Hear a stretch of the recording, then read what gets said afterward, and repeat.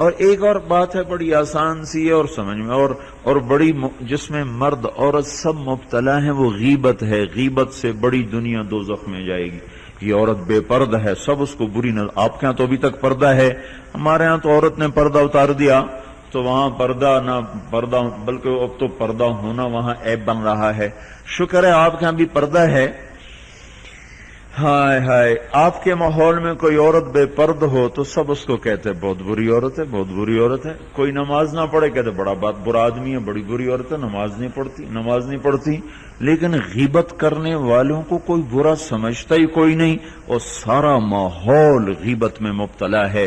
آج گھروں میں لڑائیاں، مسجدوں میں لڑائیاں، دفتر میں لڑائیاں، بازار کی لڑائیاں، ان سب کے پیچھے کیا ہے؟ صرف زبان کا گندا بول، زبان کا گندا بول۔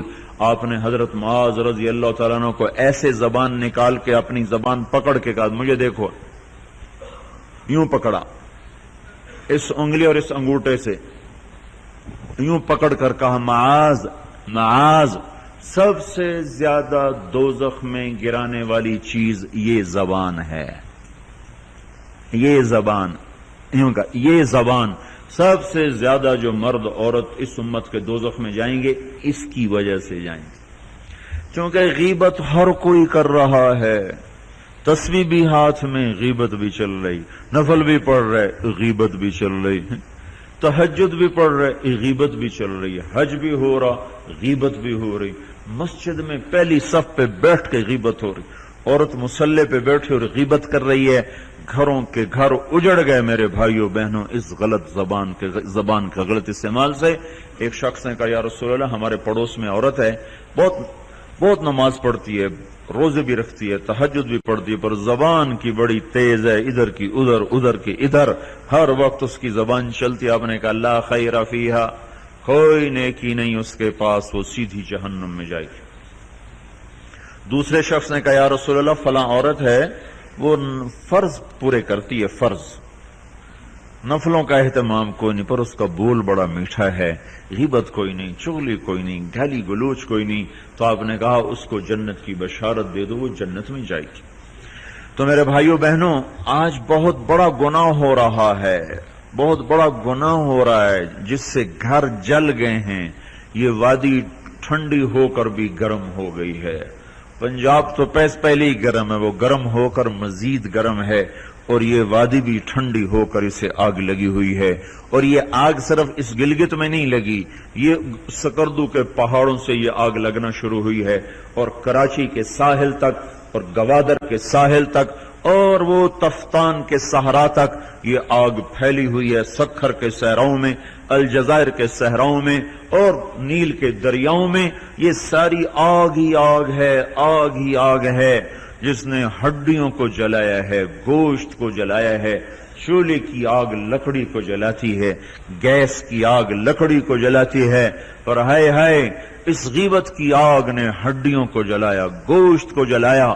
گھر آباد ہو کر اجڑ گئے، مسکراتے چہرے ویران ہو گئے، محبتیں نفرتوں میں بدل گئیں، اور محبتیں عداوتوں میں بدل گئیں، اور زندگی موت بن گئی، اور آپس کی الفتیں وہ ماضی کا قصہ بن گئیں، کتابوں کی کہانیاں بن گئیں۔ صرف اس زبان کے غلط بولنے ساری دنیا کو آگ لگاتی۔ یہ جو شیطان ہے نا، شیطان بہت بڑا تاجر ہے، اس کو پتہ ہے مارکیٹ میں کون آدمی کون سودا خریدتا ہے، سمجھے آپ؟ کوئی چھوٹا موٹا تاجر نہیں، بڑا تاجر ہے، اسے پتہ ہے مارکیٹ میں یہ سودا کون خریدے گا، اسے پتہ ہے نیک عورت بدکاری نہیں کرے گی، نیک آدمی بدکاری نہیں کرے گا، اسے پتہ ہے جس نے داڑھی رکھی ہے اور وہ سینما دیکھنے نہیں جائے گا، اور وہ زنا نہیں کرے گا، اور وہ سود نہیں لے گا، لیکن اس کو بھی تو پھنسانا ہے، تو اس کو اس کی دعوت ہی نہیں دیتا کہ سود کھا لے، چلو فلم دیکھ لو، چلو بدکاری کرو، چلو رشوت لے لو، اس کی دعوت ہی نہیں دیتا۔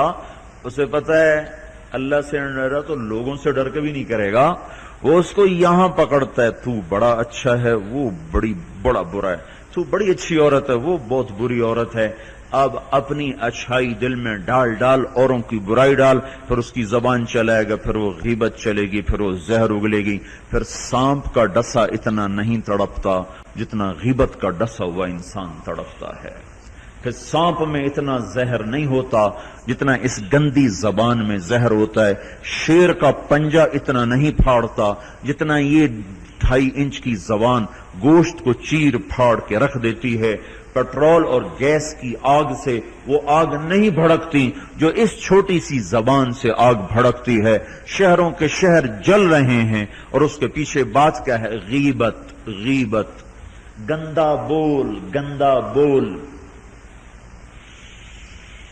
ہاں اگر گھروں کو جنت بنانا ہے غیبت چھوڑ دو، دھن رے دھنیے اپنی دھن، پرائی دھنی کا پاپ نہ پن، تیری روئی میں 4 بنولے، سب سے پہلے ان کو چن۔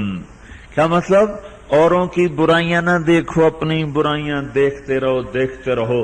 اپنی کمیاں دیکھو گے تو اللہ تعالیٰ مرنے سے پہلے توبہ نصیب فرما دے گا اور ساری دنیا تمہیں اچھی نظر آئے گی۔ اگر اپنی اچھائیاں دیکھو گے اور اوروں کی برائیاں دیکھو گے تو اللہ توبہ کا دروازہ بند کر دے گا، سارا جہان آپ کو برا نظر آئے گا، اپنی ذات آپ کو بڑی اچھی نظر آئے گی اور بڑی قابل تعریف نظر آئے گی، اور اس کے ساتھ پھر تکبر پیدا ہوتا ہے، اور تکبر میں مرنے والا جنت کی ہوا بھی نہیں سونگھ سکتا۔